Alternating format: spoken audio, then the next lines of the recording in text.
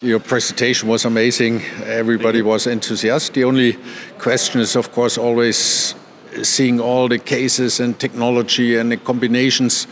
Yeah, what would be the first step to step in? A lot of dentists are just starting on their digital journey, and you're utilizing it to the maximum.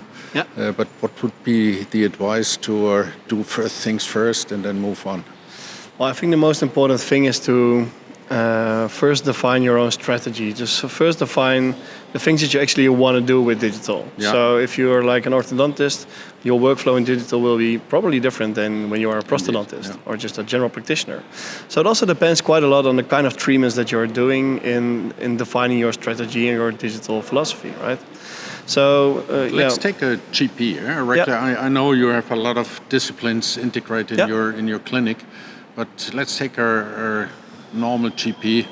What would be the pathway you would recommend? I think the first thing they have to do, if they want to start in digital, they have to have a scanner. Yeah. That's the first thing, right? And not buying a scanner for the sake of having a scanner, but actually buying a scanner to actually start transferring some of the analog workflows that you're doing into digital. And Christian Coachman says it beautifully. He says if you're a dentist with a scanner, you're just a dentist with a scanner. Like a digital dentist is something completely different, because the digital dentist does something with the data that he acquires with the digital workflows. So it can be like a digital workflow in crown and bridge work, can be in full prosthesis, can be aligner treatment, can even be with fixed ortho treatment. But so I think by start thinking, and that's why I love the title of the symposium, Think Digital.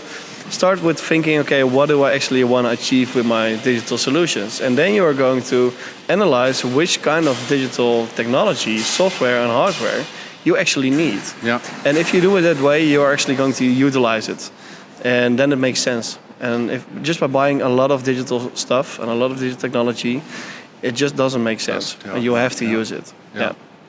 Thanks a lot. The other aspect you mentioned quite some time is ortho. We sometimes try to tell dentists it's not necessarily ortho, it's tooth alignment. What we recommend, we really try to keep them within boundaries a little bit to really get through the learning curve.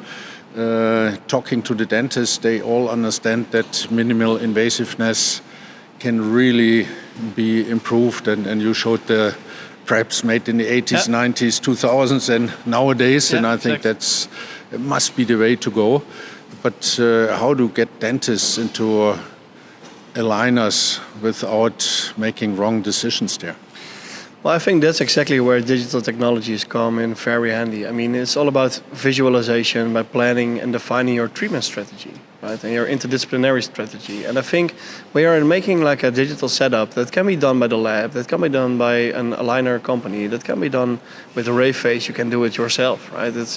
It's getting more and more accessible. It's getting more and more easy. And by getting into a situation where it's really visual what the actual problem is, then you can define your strategy. And then like the strategy sometimes becomes really, really severe. So we were just discussing upstairs during the workshop. So there's like two different types of ortho, right? You have like the ortho cases where you are going, let's say, pre-restorative. You're just aligning the teeth for better distribution. Basically our discipline. We want to get dentists in because it saves time, it saves money. And it saves a lot of tooth tissue, right? So it's better for dentists, it's more ethical. So I believe we should always think and work in this way. But sometimes there are cases, if a patient says, I don't want any ortho, you can achieve pretty nice results without ortho, but it will cost more tissue. It will cost, you have to compromise perhaps a little bit on some places. So of course the question is, should you do this, yes or no? My firm belief is, don't do it. But some people do, and they have quite good results. But there are also ortho cases where you have to do ortho. And if you don't do ortho, then the case will fail. So what we presented during the lectures is like a really easy protocol in asking yourself, okay, what is the problem? First question, are the jaws in the right position? And the second question is always, are the teeth in the right position? And if they are not, then probably that restorative case will be better with ortho first. Right? And it doesn't always have to be restorative ortho, but it can be really minor changes. Right? We showed it with only 10 weeks. From a dental lab perspective, we really want to get dentists in in the way of thinking align and restore. Yeah. How many of your cases are align and restore? I mean, almost I all think of them. Almost all of them. Almost all of them, this yeah. is, I mean, there's almost no restorative case that wouldn't benefit from ortho first. Yeah. Actually, Brunel did quite a lot of research on it, and I believe that almost 70% of the restorative cases would be better when treated with ortho first. Exactly. Right? Yeah, And yeah. I think we overstep quite a lot because the research also shows that only 1% is actually been treated with ortho. Yeah. So there's some And I like think a this is- 69% gap for you guys to fill in. I mean, yeah, right. I mean, Yeah. this is our motivation to get dentists in this into this ball game, because if you refer everything to an orthodontist, Yeah. it will not work. No, I mean, but you can we don't have the probably hands. We don't have yeah. the ability to do Right. so. Like, Yeah. especially in the Netherlands, there's a big waiting list for Right, orthodontists. right. So easy ortho So the cases easy can be cases done can be by done by GPs. dentists. Yeah, Yeah, of course. yeah, yeah. And on the other hand, I think that is really important. Like the quality of your orthodontic treatment is fully dependent on the orthodontic plan that you are making, Yeah. together with the planning service of the aligner company, right?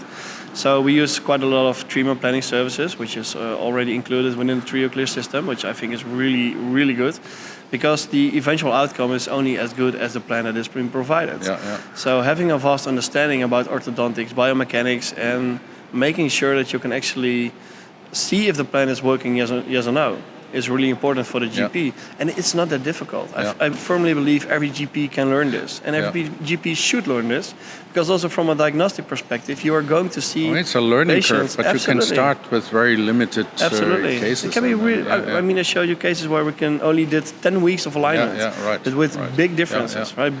Big Yeah. outcomes. Yeah. Hey, it was amazing having you here.